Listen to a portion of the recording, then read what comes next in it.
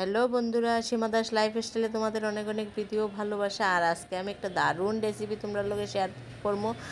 আর রেসিপিটা দেখা তো তোমরা বুঝতেছে না, আর কোনোদিন করছিও না, আর কোনোদিন খাইছিও না, এই প্রথমবার করতেছি। আজকে আমার মনে খুব ইচ্ছা থাকছে এরকম করে খাওয়ার লেগে। আর দেখো আমি মাছ, যে কোনো মাছ হইলে হইব, কাঁটা ছাড়া মাছ হইলে বেস্ট হইব।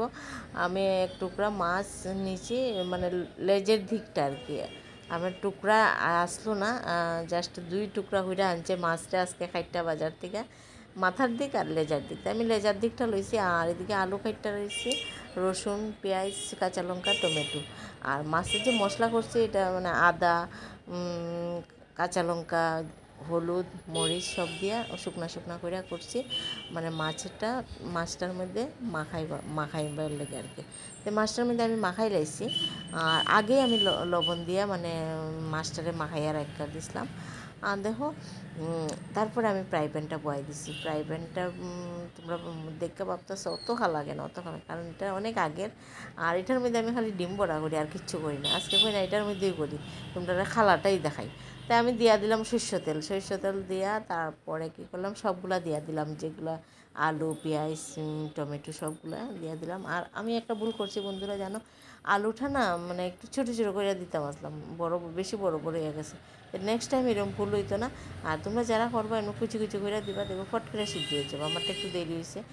আর একটু দিয়া এরপরে কী করবো আমি, মানে একটু ঢাইকা দিব, স্টিমটা কম দিয়ে ঢাইকা দিব, ঢাইকা দিয়ে উল্টাই দিলাম। দেওয়ার পরে মাছটা হয়ে গেছে, কিন্তু আলুটি সিদ্ধ হয়েছে না। তারপরে কী করছি আমি, চাকু দিয়ে একটু ছোটো ছোটো করে খাইটটা আবার দিয়ে দিছি। এরপরে মাছটা আমি একটা হয়ে গেছে পরে মাছটা উঠাই লাইছি। আর আলুটা যেহেতু সিদ্ধ হয়েছে না, আমি আবার ঢাকা দিছি। ঢাকার পরে এটা সিদ্ধটা হয়েছে আর কি। হওয়ার পরে আমি কিন্তু একটা থালি লইছি, মাছটার কাঁটাটি তো বাঁচতে লাগবে, আবার গলায় লাগলে আমারই দিব, আমার বর মশাই আর আমার উলামাইয়া করবো এই কাটা কি কী রেসিপি বানাইছো যে গলার মধ্যে কাটা লাগছে। ভালো করে মাছটার মধ্যে কাঁটাটি বাইচা লাগছে আর কি।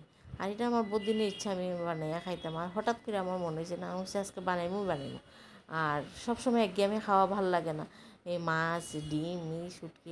আজকে না অন্য ধরনের একটু রুচি পরিবর্তন করি সবাই। আমার মেয়ে যেহেতু মাছ টাছ খায় না, তাই আজকে কইয়া মানে ভর্তাটা খাইয়া হয়েছে, মাগো খুব স্বাদ হচ্ছে করে। বড় মশাই তো খাইয়া বুঝছই না, হচ্ছে সেটা কিতা। আমি হচ্ছে খাইয়া দেখো, আর দোকানে বইয়া বইয়া আমি ভিডিও ছাড়বো, বইয়া বইয়া দেখবা কীভাবে বানাইছি। মাছ তো পাইছি, আর তো কিচ্ছু ইয়েও পাইছি না। আমি আর পাইতে লাগতো না, মানে খাইয়া হয়েছে না, স্বাদ হয়েছে। তারপর আমি ভালো করে মাখাই নিলাম, মাখাইয়া একটু নুন দিলাম, নুনটা একটু কম হয়েছে, নুন দিয়া তারপরে এটা মাখাইয়া।